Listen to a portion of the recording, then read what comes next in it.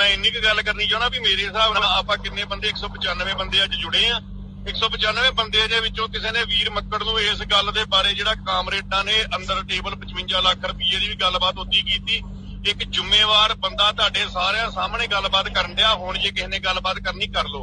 दूजी मक्कड़ साहब मेरा एक थोड़ा जिहा सवाल वा तुहानूं कि अज तो 5 महीने पहला होई अजीत डोवाल नाल मीटिंग राजेवाल डल्लेवाल 5 हफ्ते आगूआं दी बारे 5 हफ्ते पहला हाँ जी 5 हफ्ते पहला जिहड़ी मीटिंग होई आ ਉਹਦੇ ਬਾਰੇ ਬਾਬਾ ਜੀ ਤੁਹਾਨੂੰ ਕੋਈ ਜਾਣਕਾਰੀ ਹੈ ਵਾ ਜਾਂ ਨਹੀਂ ਹੈ ਜਾਣਕਾਰੀ? ਕਿਉਂਕਿ ਅਜੀਤ ਦੇਖੋ ਮੈਂ ਨਾ ਤੁਹਾਨੂੰ ਪਤਾ ਵੀ ਕਿਉਂਕਿ ਅਜੀਤ ਡੋਵਾਲ ਸਿਰਫ ਫਾਈਨਲਾਈਜ਼ ਕਰਨ ਲਈ ਗੱਲ ਆਉਂਦਾ।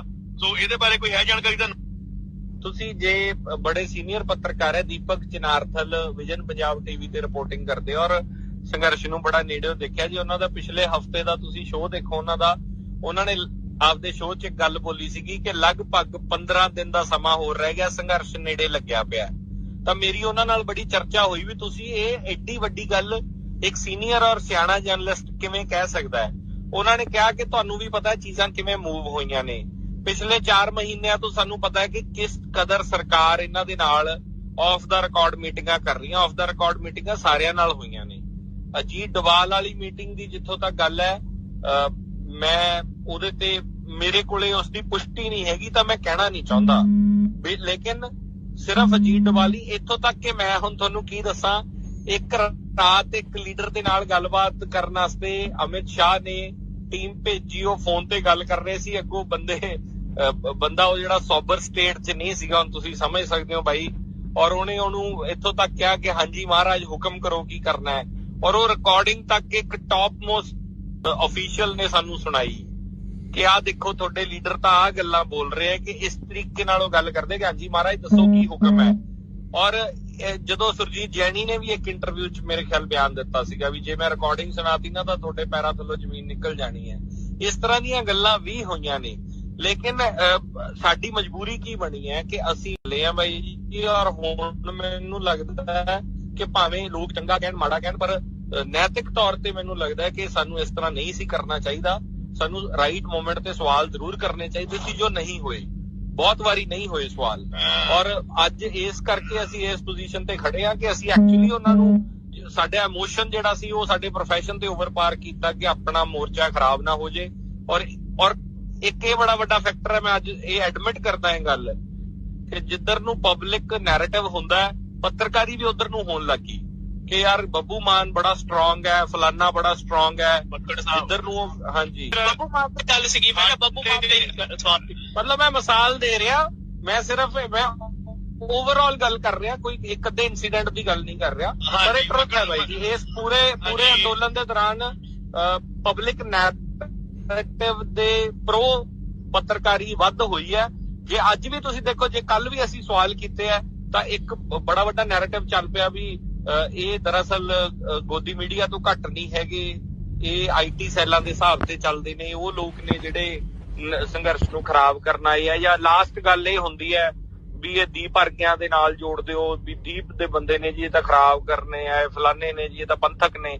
ਤਾਂ ਇਹ ਚੀਜ਼ਾਂ ਜਿਹੜੀਆਂ ਵਾਪਰ ਰਹੀਆਂ, ਮੈਕਸਿਮਮ ਜਰਨਲਿਸਟ ਅੱਜ ਆਪਦੀ ਇਮੇਜ ਨੂੰ ਬਚਾਉਣ ਖਾਤਰ ਵੀ ਯਾਰ ਮੈਂ ਕੀ ਲੈਣਾ, ਮੈਂ ਆਪਦੇ ਵਿਊ ਜਾਂ ਆਪਦਾ ਸਿਸਟਮ ਦੇਖਣਾ, ਉਹ ਸਵਾਲ ਕਰਨ ਦੀ ਡੇਅਰ ਨਹੀਂ ਕਰ ਰਿਹਾ। ਤੁਹਾਡੀ ਬੱਬੂ ਮਾਨ ਵਰਗਿਆਂ ਤੱਕ ਪਹੁੰਚ ਤਾਂ ਬੜੇ ਆਰਾਮ ਨਾਲ ਹੋਊਗੀ। ਉਹਨਾਂ ਨੂੰ ਇੱਕ ਸਵਾਲ ਕਰ ਸਕਦੇ ਹੋ ਕਿ ਭਾਜੀ ਤੁਸੀਂ ਕਦੋਂ ਤੱਕ ਸ਼ਰਧਾਂਜਲੀ ਦੇ ਹੀ ਬਿਆਨ ਦਓਗੇ? ਕਦੀ ਲੀਡਰਾਂ ਨੂੰ ਵੀ ਸਵਾਲ ਕਰ ਲਓ। ਨਹੀਂ ਦੇਖੋ, ਤੁਸੀਂ ਤੁਹਾਨੂੰ ਲੀਡਰਾਂ ਨੂੰ ਸਵਾਲ ਕਰਨ ਦੀ ਸਪੇਸ ਨਹੀਂ ਦਿੱਤੀ ਗਈ। 4-5 ਦਿਨਾਂ ਤੋਂ ਮੇਰੀ ਸੋਚ ਇਹਨਾਂ ਦੇ ਪ੍ਰਤੀ ਬੜੀ ਤਬਦੀਲੀ ਆਈ ਔਰ ਮੈਂ ਕੁਛ ਇਹਨਾਂ ਦੇ ਇੰਟਰਨਲ ਡਿਸੀਜਨਸ ਨੂੰ ਲੈ ਕੇ ਬੜਾ ਹੈਰਾਨ ਹੋਇਆ। ਖਾਸ ਤੌਰ ਤੇ ਲਖੀਮਪੁਰ ਜਦੋਂ ਮੈਂ ਗਿਆ ਬਾਈ ਜੀ, ਉੱਥੇ ਸਾਰਾ ਜੋ ਕੁਛ ਮੈਂ ਅੰਦਰੋਂ ਦੇਖਿਆ, ਚੀਜ਼ਾਂ ਜਿਸ ਤਰੀਕੇ ਦੇ ਨਾਲ ਵਾਪਰੀਆਂ ਨੇ, ਜਿਸ ਤਰੀਕੇ ਦੇ ਨਾਲ ਇਹਨਾਂ ਦੀ ਇੰਟਰਨਲੀ ਭੂਮਿਕਾ ਰਹੀ ਹੈ, ਜੋ ਐਜ਼ ਅ ਜਰਨਲਿਸਟ ਮੈਂ ਅਬਜ਼ਰਵ ਕੀਤੀ, ਮੈਂ ਬਹੁਤ ਡਿਸਅਪੁਆਇੰਟ ਹੋਇਆ।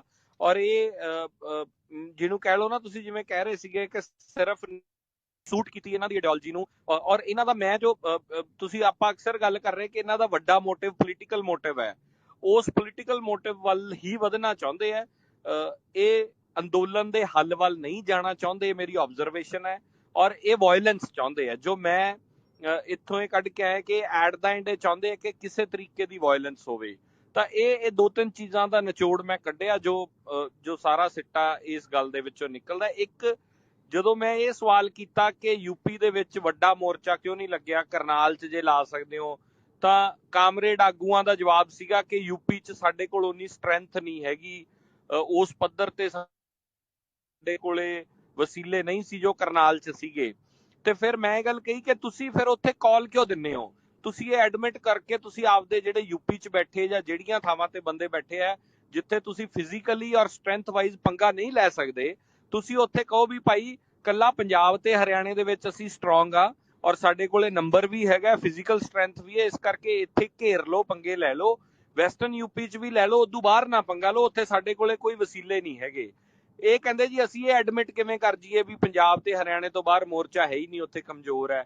ਤਾਂ ਇਹ ਡਬਲ ਸਟੈਂਡਰਡ ਹੈ। ਇੱਕ ਪਾਸੇ ਤੁਸੀਂ ਮਜ਼ਦੂਰ ਤੇ ਗਰੀਬ ਦੀ ਗੱਲ ਕਰ ਰਹੇ ਹੋ, ਦੂਜੇ ਪਾਸੇ ਤੁਹਾਨੂੰ ਪਤਾ ਹੈ ਕਿ ਜੇ ਉਹ ਪੰਜਾਬ ਤੋਂ ਬਾਹਰ ਇਮੋਸ਼ਨਲ ਹੋ ਕੇ, ਹਰਿਆਣੇ ਤੋਂ ਬਾਹਰ ਇਮੋਸ਼ਨਲ ਹੋ ਕੇ, ਵੈਸਟਰਨ ਯੂਪੀ ਤੋਂ ਬਾਹਰ ਇਮੋਸ਼ਨਲ ਹੋ ਕੇ ਪੰਗਾ ਲੈਣਗੇ ਤੇ ਉਹ ਮਾਰੇ ਜਾ ਸਕਦੇ, ਉਹਨਾਂ ਦਾ ਰਿਪਰੈਸ਼ਨ ਹੋ ਸਕਦਾ ਹੈ। ਇਹ ਉਸ ਗੱਲ ਨੂੰ ਤਿਆਰ ਨੇ ਕਿ ਠੀਕ ਹੈ ਬੰਦੇ ਮਰਦੇ ਆ, ਮਰ ਜਾਣ, ਪਰ ਉੱਥੇ ਕਰੀ ਜਾਓ। ਤਾਂ ਇਹ ਤਾਂ ਬਹੁਤ ਵੱਡਾ ਡਬਲ ਸਟੈਂਡਰਡ ਹੈ ਬਾਈ, ਕਿ ਤੁਸੀਂ ਮਤਲਬ ਤੁਹਾਨੂੰ 4 ਮੌਤਾਂ 5 ਮੌਤਾਂ ਸਾਡੀਆਂ ਜਿਹੜੀਆਂ ਹੁੰਦੀਆਂ ਉਹਦਾ ਕੋਈ ਦੁੱਖ ਹੀ ਨਹੀਂ ਹੈ। ਤੁਹਾਨੂੰ ਲੱਗਦਾ ਕਿ ਕੋਈ ਨਹੀਂ, ਸੰਘਰਸ਼ ਜਾਨਾਂ ਲੈਂਦਾ ਹੁੰਦਾ ਤੇ ਜਿੱਥੇ 600 ਹੋਈਆਂ ਉੱਥੇ 5 ਇਹ ਹੋ ਜਾਂਦੀਆਂ। ਤਾਂ ਇਸ ਤਰ੍ਹਾਂ ਦੀ ਅਪਰੋਚ ਦੇ ਨਾਲ ਇਹ ਚੱਲ ਰਹੇ ਆ। ਮੈਂ ਅੱਜ ਤੁਹਾਡਾ ਇਹ ਜੁਆਇਨ ਕਰਨਾ, ਔਰ ਹਰਪ੍ਰੀਤ ਬਾਈ ਨੇ ਮੈਨੂੰ ਦੱਸਿਆ ਸੀ ਕਿ ਤੁਸੀਂ ਇਸ ਤਰ੍ਹਾਂ ਹੁੰਦੇ ਹੋ, ਤਾਂ ਮੈਂ ਇਹਨਾਂ ਨੂੰ ਕਿਹਾ ਮੈਂ ਅੱਜ ਕੁਦਰਤੀ ਅੱਜ ਅਸੀਂ ਇਕੱਠੇ ਆ ਰਹੇ ਸੀ ਸੁਣਦੇ ਹੋਏ, ਤਾਂ ਮੁੱਦਾ ਵੀ ਉਹੀ ਹੋ ਗਿਆ ਜਿਸ ਬਾਰੇ ਮੈਂ ਗੱਲ ਕਰਨੀ ਚਾਹੁੰਦਾ ਸੀਗਾ। ਬਹੁਤ ਸਾਰੀਆਂ ਹੋਰ ਆਬਜ਼ਰਵੇਸ਼ਨਸ ਹੈ ਔਰ ਮੈਂ ਕੱਲ ਕੁਛ ਇੱਕ ਆਪਣੇ ਪੇਜਸ ਤੇ ਵੀ ਲਿਖੀਆਂ ਇਹ ਚੀਜ਼ਾਂ। ਜਿਵੇਂ ਮੈਨੂੰ ਇਹ ਲੱਗਿਆ ਕਿ ਘਰ 'ਚ ਜੇ ਮੌਤ ਹੋਈ ਹੋਵੇ, ਬਗੇਲ ਬਾਈ ਤੁਸੀਂ ਦੱਸ ਦਿਓ, ਸਾਡਾ ਕੋਈ ਦੂਰ ਦਾ ਦੋਸਤ ਵੀ ਮਰਿਆ ਹੋਵੇ ਤਾਂ ਸਾਡਾ ਰੋਟੀ ਖਾਣ ਨੂੰ ਜੀ ਨਹੀਂ ਕਰਦਾ। ਉਧਰ ਲਵਪ੍ਰੀਤ 19 ਸਾਲ 16-17 ਸਾਲ ਦਾ, ਉਹਦਾ ਸਿਵਾ ਠੰਡਾ ਨਹੀਂ ਹੋਇਆ। ਤੁਸੀਂ ਕਾਲਿਆਂ ਵਾਲੀ ਦੇ ਵਿੱਚ ਮਹਾਂ ਪੰਚਾਇਤ ਕਰ ਰਹੇ ਹੋ ਔਰ ਯੋਗਿੰਦਰ ਯਾਦਵ ਉਸ ਮਹਾਂ ਪੰਚਾਇਤ ਨੂੰ ਲੀਡ ਕਰਕੇ ਤੇ ਕਾਮਰੇਡ ਕੁਲਵੰਤ ਸਿੰਘ ਹੁਣੇ ਉਹਦੇ 'ਚ ਬੈਠਦੇ ਆ। ਤਾਂ ਕਿਉਂ, ਮੇਰਾ ਇਹ ਸਵਾਲ ਸੀ, ਕਿਉਂ ਤੁਹਾਨੂੰ ਮਹਾਂ ਪੰਚਾਇਤਾਂ ਤੋਂ ਕੀ ਮਿਲ ਰਿਹਾ ਹੈ? ਹੁਣ ਤੱਕ ਤੁਸੀਂ ਜਗਰਾਉਂ 'ਚ ਪਹਿਲੀ ਮਹਾਂ ਪੰਚਾਇਤ ਕਰਦੇ ਹੋ 26 ਜਨਵਰੀ ਤੋਂ ਬਾਅਦ। ਤੁਸੀਂ ਦੀਪ ਦੇ ਖਿਲਾਫ ਬੋਲਦੇ ਹੋ, ਤੁਸੀਂ ਪੰਥਕ ਬੰਦਿਆਂ ਦੇ ਖਿਲਾਫ ਬੋਲਦੇ ਹੋ, ਸਾਰਿਆਂ ਦੇ ਖਿਲਾਫ ਬੋਲਦੇ ਹੋ। ਟਿਲ ਨਾਓ ਹੁਣ ਤੱਕ ਜਦੋਂ ਤੱਕ ਅਸੀਂ ਪਹੁੰਚ ਗਏ, ਅਸੀਂ ਸੈਂਕੜੀਆਂ ਮਹਾਂ ਪੰਚਾਇਤਾਂ ਕਰ ਲੀਆਂ। ਮੈਨੂੰ ਉਹਦਾ ਪੋਜ਼ਿਟਿਵ ਸਿੱਟਾ ਦੱਸੋ। ਕੀ ਤੁਸੀਂ ਚੈਨਲਾਈਜ਼ ਕਰਕੇ ਸਿੰਘੂ ਤੇ ਟਿੱਕਰੀ ਤੇ ਸਟਰੈਂਥ ਵਧਾ ਸਕੇ, ਮਹਾਂ ਪੰਚਾਇਤਾਂ ਨਾਲ ਨਹੀਂ ਵਧਾ ਸਕੇ? ਕਿ ਤੁਸੀਂ ਸਰਕਾਰ ਤੇ ਪ੍ਰੈਸ਼ਰ ਪਾ ਸਕੇ? 22 ਤਰੀਕ ਨੂੰ ਆਖਰੀ ਗੱਲ ਹੁੰਦੀ ਹੈ ਤੁਹਾਡੀ। ਯੂਪੀ ਸਰਕਾਰ ਨੇ ਜਾਣ ਦਿੱਤਾ, ਬਾਕੀਆਂ ਨੂੰ ਰੋਕ ਲਿਆ ਤੇ ਜਾਂਦੇ ਸਾਰੀ ਸਮਝੌਤਾ ਹੋ ਜਾਂਦਾ, ਤੇ ਇਹ ਇੱਕ ਸੰਕਟ ਨਹੀਂ ਸੀਗਾ ਸਰਕਾਰ ਲਈ। ਤਾਂ ਹੈਲੋ, ਆਵਾਜ਼ ਆ ਰਹੀ ਹੈ ਬਾਈ ਜੀ? ਹਾਂਜੀ ਵੀਰੇ, ਆ ਰਹੀ ਹੈ। ਹਾਂ ਬਾਈ ਜੀ, ਕੀ ਹੁੰਦਾ ਹੈ ਕਿ ਜੋ ਇਹ ਪੱਖ ਦੇ ਰਹੀ ਨੇ ਔਰ ਜੋ ਮੇਰੀ ਆਬਜ਼ਰਵੇਸ਼ਨ ਹੈ, ਮੈਂ ਦੋਵੇਂ ਗੱਲਾਂ ਰੱਖਣ ਦੀ ਕੋਸ਼ਿਸ਼ ਕਰੂੰਗਾ।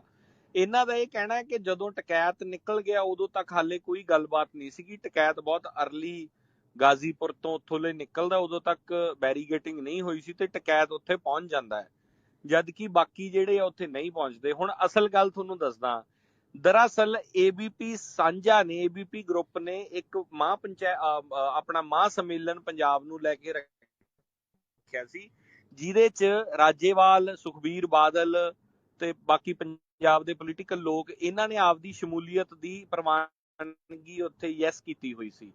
ਹੁਣ ਤੁਸੀਂ, ਤੁਹਾਡੇ ਲਈ ਇੱਕ ਸਵਾਲ ਮੈਂ ਆਪਣੇ ਲਈ ਕਰਨਾ ਚਾਹੁੰਦਾ, ਆਪਣੀ ਜ਼ਮੀਰ ਦੀ ਤਸੱਲੀ ਲਈ, ਆਪਣੀ ਆਤਮਾ ਦੀ ਤਸੱਲੀ ਲਈ ਮੈਂ ਇੱਕ ਸਵਾਲ ਤੁਹਾਨੂੰ ਕਰਨਾ ਚਾਹੁੰਦਾ ਜੀ।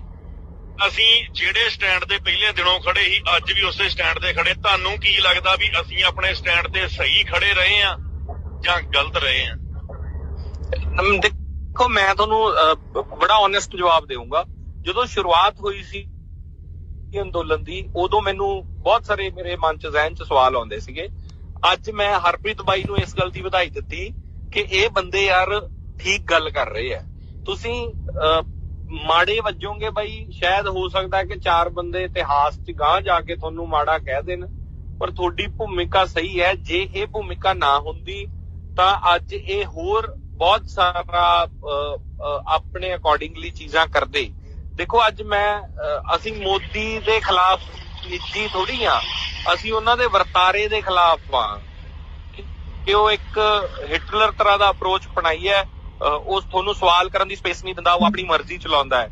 ਤੇ ਇਹੀ ਗੱਲ ਤਾਂ ਸੇਮ ਸਾਡੇ ਲੀਡਰ ਵੀ ਕਰ ਰਹੇ ਨਾ ਕਿ ਉਹ ਆਪਣੀ ਮਰਜ਼ੀ ਦੇ ਹਿਸਾਬ ਤੇ ਚੱਲਣਾ ਚਾਹੁੰਦੇ। ਤੁਸੀਂ ਇੱਕ ਸਵਾਲ ਵੀ ਕਰ ਲਓ, ਇੱਕ ਪ੍ਰੈਸ ਕਾਨਫਰੰਸ 'ਚ ਰਾਜੇਵਾਲ ਸਾਹਿਬ ਨੂੰ ਸਵਾਲ ਹੋਇਆ ਕਿ ਉੱਥੇ ਔਰਤਾਂ ਦੇ ਨਾਲ ਬਦਤਮੀਜ਼ੀ ਹੋਈ ਜਿੱਦਣ ਅਕਾਲੀ ਦਲ ਦਾ ਵਫਦ ਦਿੱਲੀ ਜਾ ਰਿਹਾ ਸੀਗਾ, ਤੇ ਉਹ ਅੱਗੋਂ ਗਲ ਪੈ ਗਏ ਪੱਤਰਕਾਰ ਦੇ ਕਿ ਤੂੰ ਇਹ ਗੱਲ ਕਿਵੇਂ ਬੋਲਤੀ ਫਲਾਨਾ, ਜਦ ਕਿ ਉਹਦਾ ਬੜੇ ਇਤਮਾਨਾਨ ਪਿਆਰ ਨਾਲ ਵੀ ਜਵਾਬ ਦਿੱਤਾ ਜਾ ਸਕਦਾ ਸੀਗਾ। ਤਾਂ ਉਹ ਇੱਕ ਤਰ੍ਹਾਂ ਦਾ ਜਿਹੜਾ ਆਪਣਾ ਆਈਡੀਓਲੋਜੀ ਨੂੰ ਥੋਪਣ ਦੀ ਕੋਸ਼ਿਸ਼ ਹੈ ਕਿ ਸਾਡੇ ਹਿਸਾਬ ਤੇ ਚੱਲੋ, ਸਾਡੀ ਹਾਂ 'ਚ ਹਾਂ ਮਿਲਾਓ, ਯੈਸ ਕਰੋ, ਜੇ ਨਹੀਂ ਕਰੋਗੇ ਤਾਂ ਜਾਂ ਤਾਂ ਤੁਸੀਂ ਗੱਦਾਰ ਐਲਾਨੇ ਜਾਓਗੇ ਜਾਂ ਫਿਰ ਤੁਹਾਡੇ ਤੇ ਤੁਹਾਨੂੰ ਉੱਥੋਂ ਬਾਹਰ ਕਰ ਦਿੱਤਾ ਜਾਊਗਾ। ਸੋ ਬਾਈ ਜੀ ਤੁਸੀਂ ਬੜੀ ਵੱਡੀ ਲੜਾਈ ਲੜ ਰਹੇ ਹੋ, ਇਹਨੂੰ ਜਾਰੀ ਰੱਖਿਓ। ਜਿਵੇਂ ਕਹਿੰਦੇ ਨਾ ਲੋਕਤੰਤਰ 'ਚ ਓਪੋਜੀਸ਼ਨ ਦੀ ਭੂਮਿਕਾ ਬਹੁਤ ਵੱਡੀ ਹੁੰਦੀ ਹੈ ਕਿ ਓਪੋਜੀਸ਼ਨ ਜਿਹੜੀ ਹੈ ਉਹ ਜਿਹੜੀ ਚੰਗੀ ਓਪੋਜੀਸ਼ਨ ਚੰਗੇ ਲੋਕਤੰਤਰ ਵਾਸਤੇ ਹੁੰਦੀ ਹੈ। ਤੁਸੀਂ ਉਸੇ ਭੂਮਿਕਾ 'ਚੋਂ ਔਰ ਤਕੜੇ ਹੋ ਕੇ ਲੜਿਓ। ਤੁਸੀਂ ਜਿਹੜੀ ਗੱਲ ਕਰ ਰਹੇ ਸੀ ਨਾ ਪਹਿਲਾਂ ਕਿ ਸਾਨੂੰ ਫਰਕ ਨਹੀਂ ਪੈਂਦਾ ਕਿ ਕੌਣ ਕੀ ਕਹਿ ਰਿਹਾ, ਅਸੀਂ ਆਪਦੀ ਗੱਲ ਰੱਖਣੀ ਹੈ, ਉਹਦੇ ਤੇ ਸਟੈਂਡ ਹੋਣਾ ਬੜਾ ਇੰਪੋਰਟੈਂਟ ਹੈ ਬਘੇਲ ਬਾਈ। ਥੈਂਕ ਯੂ ਮੱਕੜ ਬਾਈ, ਬਹੁਤ ਬਹੁਤ ਧੰਨਵਾਦ।